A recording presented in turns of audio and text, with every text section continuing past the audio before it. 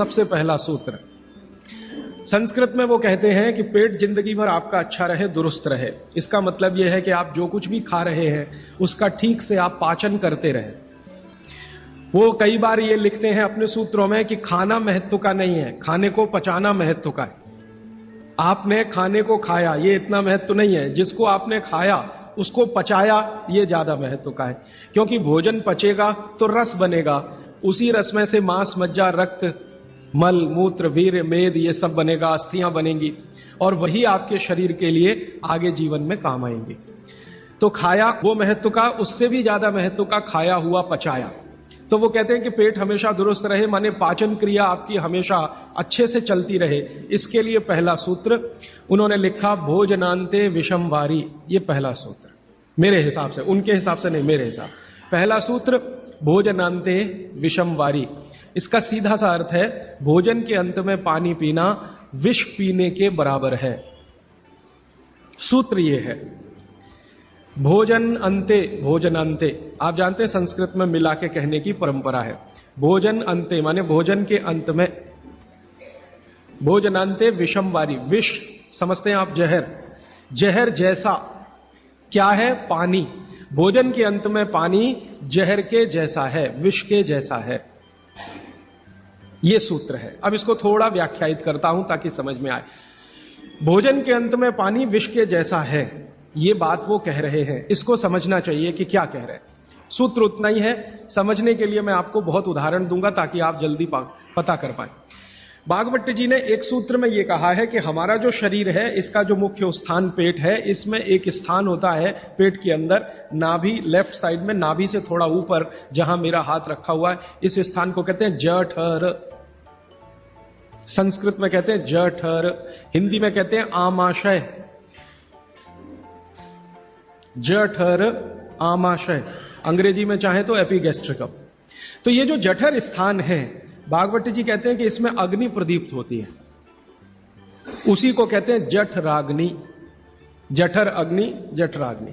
तो वो कहते हैं कि जो आपका जठर स्थान है इसमें अग्नि प्रदीप्त होती है और भोजन जो कुछ भी आप करते हैं वो पहले जठर में ही जाता है, आमाशय में इकट्ठा होता है, वहां अग्नि प्रदीप्त होती है।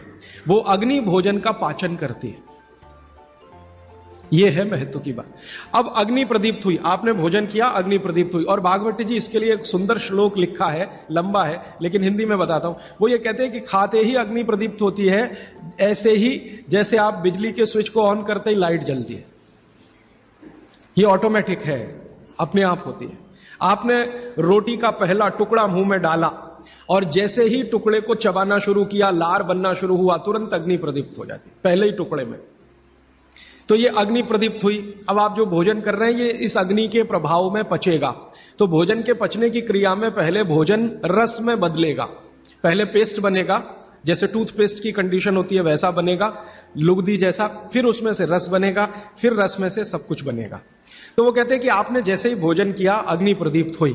अब ये अग्नि भोजन को पचा रही है और आपने भोजन पूरा करते ही पानी पी लिया, गट गट गट गट गट गट। तो क्या हुआ? अग्नि शांत हो जाएगी। आपके रसोई गैस में चूल्हा जल रहा है गैस का, और जलते हुए चूल्हे पर पानी फेंकिए तो बुझ जाएगा। अग्नि का पानी से मेल नहीं है, दुश्मनी है। तो आपके पेट में खाना खाते ही अग्नि जल रही है। अब आपने पीछे से गिलास, 2 गिलास पानी पी लिया। कोई कोई लोग तो लोटा भर के पी लेते हैं, कई लोग तो भोजन से ज्यादा पानी पी लेते हैं। तो ये जो पानी गया इसने अग्नि को शांत कर दिया। अब अग्नि शांत हो गई तो फिर भागवत जी कहते हैं भोजन पचेगा नहीं, वो सड़ेगा।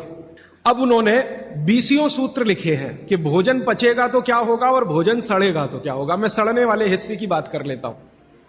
वो कहते हैं कि भोजन अगर सड़ना शुरू हुआ तो सबसे पहले गैस बनेगी, वायु बनेगी,